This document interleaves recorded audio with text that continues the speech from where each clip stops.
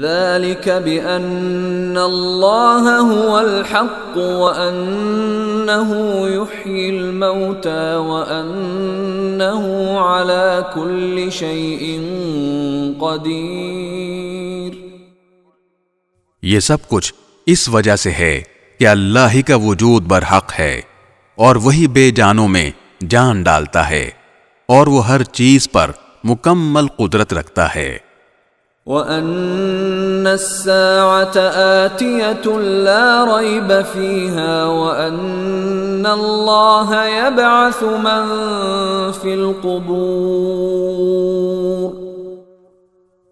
اور اس لیے کہ قیامت کی گھڑی آنے والی ہے جس میں کوئی شک نہیں ہے، اور اس لیے کہ اللہ ان سب لوگوں کو دوبارہ زندہ کرے گا جو قبروں میں ہیں۔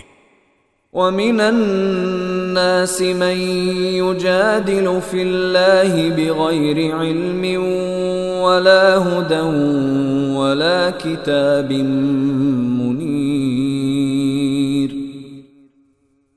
اور لوگوں میں کچھ ایسے ہیں جو اللہ کے بارے میں جھگڑے کرتے ہیں حالانکہ ان کے پاس نہ کوئی علم ہے، نہ ہدایت اور نہ کوئی روشنی دینے والی کتاب۔ ثاني عطفه ليضل عن سبيل الله له في الدنيا خزي ونذيقه يوم القيامة عذاب الحريق۔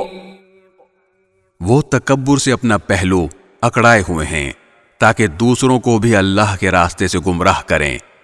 ایسے ہی شخص کے لیے دنیا میں رسوائی ہے اور قیامت کے دن ہم اسے جلتی ہوئی آگ کا مزہ چکھائیں گے۔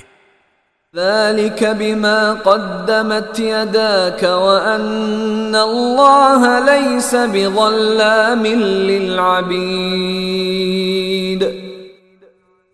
کہ یہ سب کچھ تیرے اس کرتوت کا بدلہ ہے جو تو نے اپنے ہاتھوں سے آگے بھیجا تھا، اور یہ بات طے ہے کہ اللہ بندوں پر ظلم ڈھانے والا نہیں ہے۔